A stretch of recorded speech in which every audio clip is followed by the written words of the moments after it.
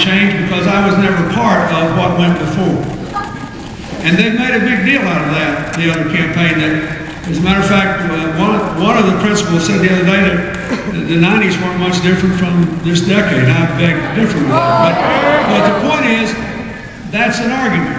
The only way to make change in America is to wipe the slate clean, forget about what you need to know, denigrate experience, denigrate previous service, and just begin again.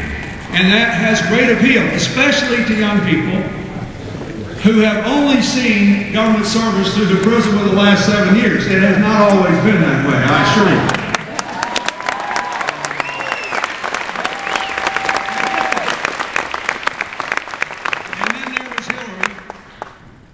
Who said, I think this election is just an extension of the life I have tried to live, called by my faith and my upbringing to try to give every other American the same chances in life that I have had.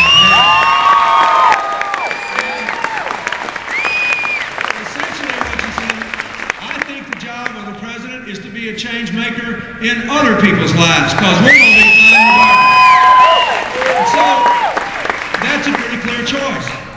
And I would like to just sort of go through this. First, let's talk about the economic challenges. Ohio has them multiplied many-fold. First, we got this immediate housing crisis. We have a terrible jobs crisis. We have lost manufacturing jobs in every year of this decade. All the new jobs pay on average 20% less than the jobs we've lost. This is a resumption with turbo speed of something that was happening before. But remember what a difference different policies and different leadership can make. Compare this decade to the one before. Not because I want to go back, but because to go forward in the right way, you have to understand some history. In the 1990s, when you voted for me twice, and I thank you very much, we had 22.7 million new jobs. In this decade, 5 million. In the 1990s, almost 8 million people moved from poverty up into the middle class. In this decade, 5 million falling from the middle class into poverty. In that decade, family income going up $6,000. In this decade, going down $1,000 after inflation. While the cost of health care is double, the cost of college education is up 75%. The cost of gasoline, the cost of all energy, and now the cost of food, because of the cost of energy, doubling the rate of inflation.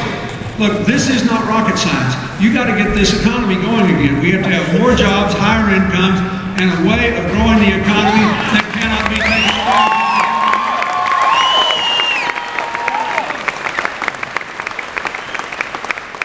First point I want to make to you is that I believe with all my heart, if you will vote for Hillary and nominate her and elect her president, and her plans for energy independence and millions of jobs coming out of it, for affordable health care for all Americans, and for a new modern education system that empowers all Americans to live to the fullest of their abilities. If those three things pass, you will have more jobs, more growth, higher incomes in her administration than you did when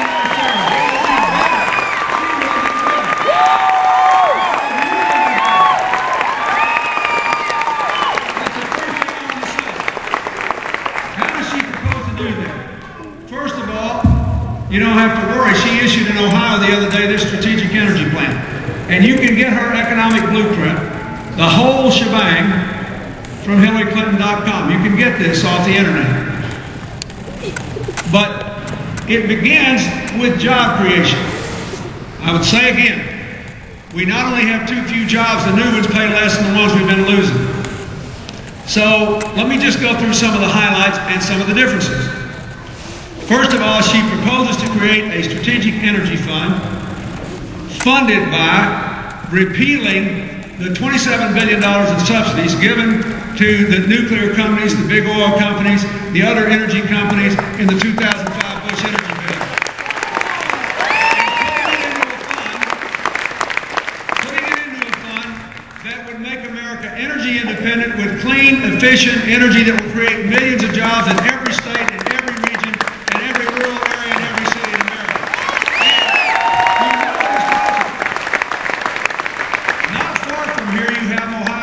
largest commercial wind site. In this state, you have the largest manufacturer of solar panels in the United States.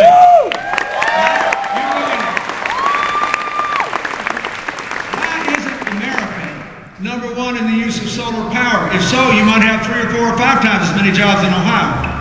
You know who's number one? Germany. The sun doesn't shine near as much in Germany as it does in America. Why? Because they have decided to subsidize solar more than they subsidize traditional energy that's already at very high prices. Why are we continuing to pour money in the areas of energy production that are already making money hand over fist? Why did we do that? Public Citizen, the consumer advocate group, Public Citizen, mostly the oil companies and the nuclear companies. There's an argument for clean coal technology because, not only because, and I'm not just saying that because you've got coal interests in Ohio and West Virginia. I'm saying that because to fight global warming, we have to convince other countries to go along with us. You agree with that, don't you? We can fix the problem. Europe can fix the problem. Japan can fix the problem. In China, India, Vietnam, Indonesia, Brazil, Mexico, they can burn up the planet without any help from us. That's the way it works. It's an interdependent world. So, in order for this to work, both for energy independence and economic growth today in America, and to save the planet for our kids and grandkids, we've got to prove this is good economics. Therefore, we should support clean coal technology because the Chinese, the Indians, and others are going to use coal, and we need to find a way for them to use it without burning the planet out.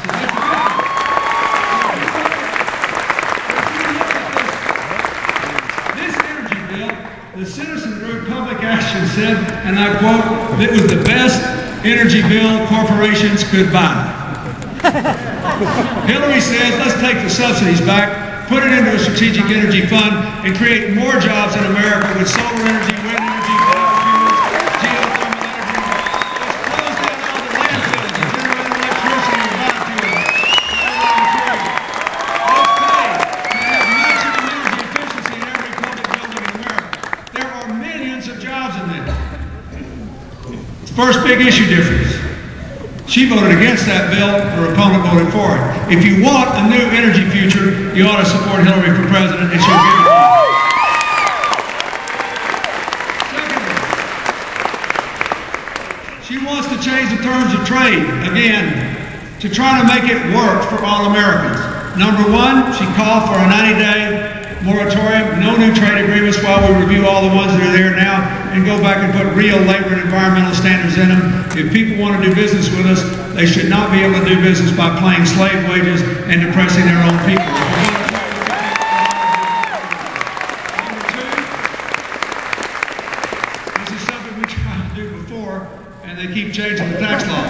It is now to the advantage of a company that's teetering on the edge of moving jobs overseas to move them overseas because the tax code actually subsidizes the decision to shut a plant down here and open it overseas. By the way, you can defer income tax and take deductions for the cost of turning a plant down here, shutting it down, and opening one overseas.